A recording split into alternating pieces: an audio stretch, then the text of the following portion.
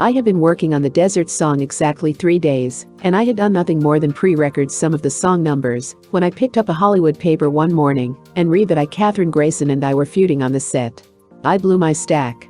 The simple truth of the matter was that, up until that very instant, I hadn't exchanged more than 40 words with Kathryn, and those words had been both formal and pleasant.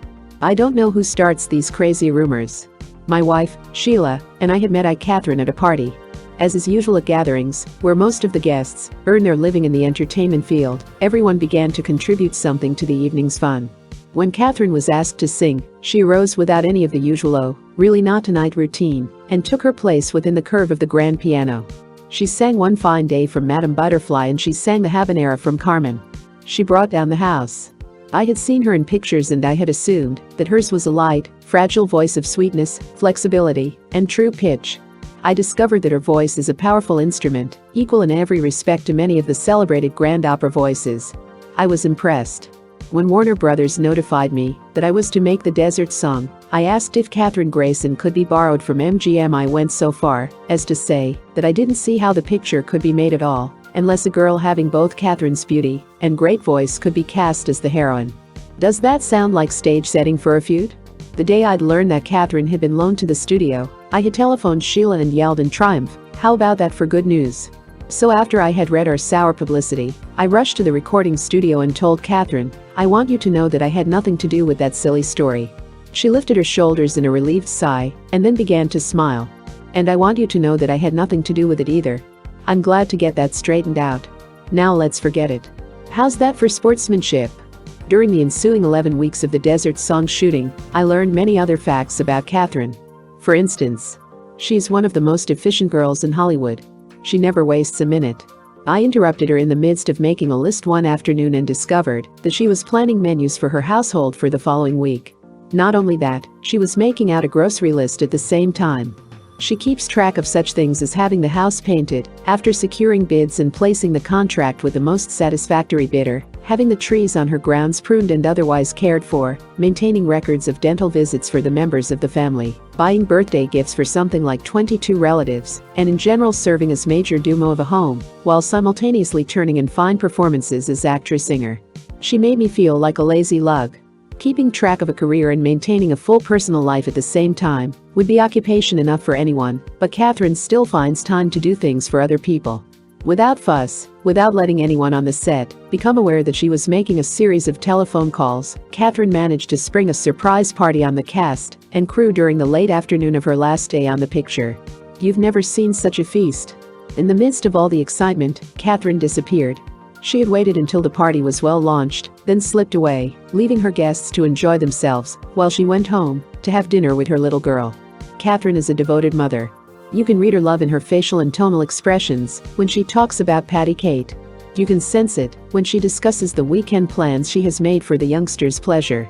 A friend of Kathryn's told me that when Kathryn and Johnnie Johnston were playing the Palladium in London, Kathryn broke out in a rash and concluded that she had picked up some bug. Johnnie called a series of doctors, none of whom seemed to be able to effect a cure. Finally, someone suggested an elderly physician who had been successful in treating skin disorders. So he was called. He studied the rash, then settled himself in a chair opposite the patient and encouraged her to talk. After several minutes he began to smile. In a Killarney brogue he told her, "You are pining for that baby of yours. You are worried because she's wearing a cast on that dislocated hip, and you yearn to be at home with her. Your rash is caused by your emotional state. Stop fretting and you'll be all right." The moment Kathryn headed home, the rash disappeared. I'd like to point out too that Kathryn also has a pixie sense of humor. The best way I can explain it is to tell a story. Both of us were invited to the same benefit, and both of us agreed to sing.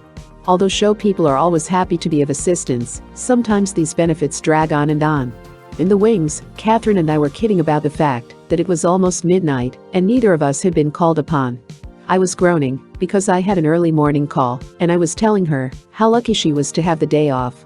"Day off," she hissed. "I want you to know that I plan to do 2 weeks' work tomorrow." Whispering furiously, she began to enumerate her crowded program, step by step. Yeah, that's what you're saying now," I whispered back.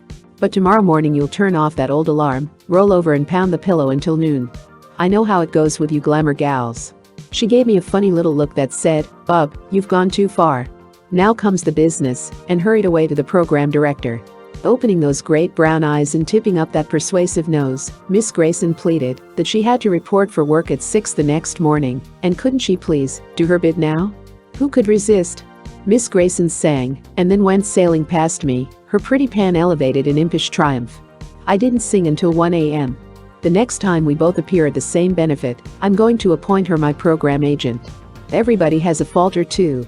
And in order to keep this report on Kathryn from seeming saltless, I might as well mention her outstanding weakness. She is a perfectionist. She worries.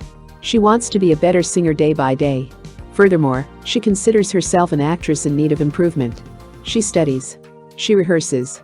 She says, "I think I could improve it by repeating once more. I think I should write a note to her. Matter of fact, I will. And here it is, kid, you're great. You've got everything: beauty, brains, character, and a God-given voice.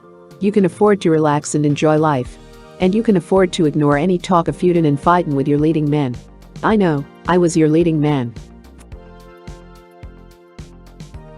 Photoplay magazine, April 1953.